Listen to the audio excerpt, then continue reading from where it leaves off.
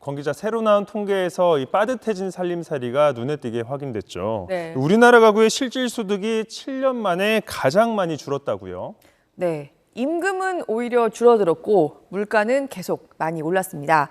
이제 물가까지 반영한 실질 소득 1.6%나 줄어들어서 1분기 기준으로 2021년 이후 3년 만에 처음으로 마이너스를 기록했습니다.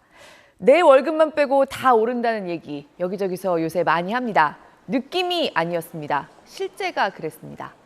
통계청이 집계하는 1분기 가계 동향 조사 결과 우리나라 사람들의 근로소득, 임금, 가구당 월 평균 329만 1,000원으로 집계됐습니다. 개인이 아니라 가구당 세전 소득이고요. 1인 가구, 월급이 안 들어오는 집, 도시 근로자 가구나 농가, 어가 다 합쳐서 평균을 낸 거기 때문에 우리 집 근로소득과 차이가 너무 크다고 느껴지신다면 그럴 수 있습니다. 평균입니다. 액수 자체보다 그 추이를 보는 게 더 의미가 있는데요. 1년 전 1분기에 332만 6천 원에서 1.1%가 줄어들었습니다. 1분기는 매달 나오는 월급 외에 상여금이 집중되는 시기죠.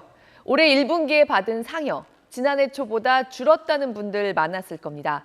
지난해 우리 경제가 워낙 침체됐다 보니 실적에 따른 상여금을 연말 연초에 많이 주는 대기업들에서 나오는 상여가 특히 줄어들면서 직장인들의 근로소득 평균이 줄어드는 모습이 나타난 겁니다. 네, 배경도 짚어주시죠. 일단은 이 물가를 감안한 실질 소득이 전반적으로 줄어든 거죠. 네, 이제 소득이 월급만 있지 않죠. 사업해서 벌어들인 돈, 연금이나 보험금 들어오는 거, 또는 내 주식에서 나온 배당금, 모두 소득입니다. 이런 소득까지 모두 합쳤을 때는 1분기에 가구당 월 평균 512만 2천 원을 벌었습니다. 이거는 1년 전보다 1.4% 늘어나기는 했습니다. 그러니까 농가들이 대체로 사업소득이 지난해보다 늘어난 영향이 컸습니다. 짐작하실 겁니다. 농산물 가격이 워낙 올랐기 때문입니다. 그리고 국민연금과 기초연금 같은 연금 수급액도 올랐고요. 영유아 키우는 집에 나라가 지급해주는 부모급여 같은 것도 올랐습니다. 이전 소득이라고 부르는 나라에서 주는 돈 같은 게 계속 늘어나면서 전체 소득은 증가세를 유지한 겁니다. 하지만 여기에 물가를 반영하면 얘기가 달라집니다. 가구당 쓰는 돈, 1년 전보다 평균 3%가 늘었는데요. 물가 상승세를 감안하면 돈을 더 쓴다고 살림살이가 윤택해진 게 아닙니다. 살던 대로 살고 있는데 나가는 돈만 늘어난 정도라고 할 수 있는 증가폭입니다.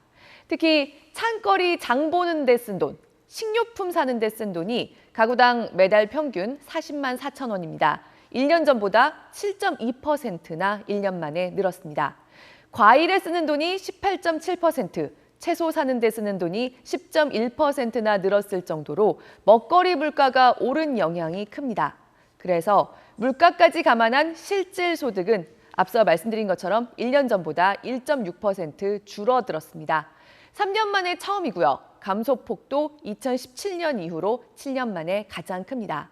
만약에 다른 소득 없이 정말 월급만 갖고 사는 집이다. 물가까지 반영한 실질 근로소득은 3.9%나 줄어들었습니다. 관련 통계를 내기 시작한 이래 가장 많이 줄었습니다.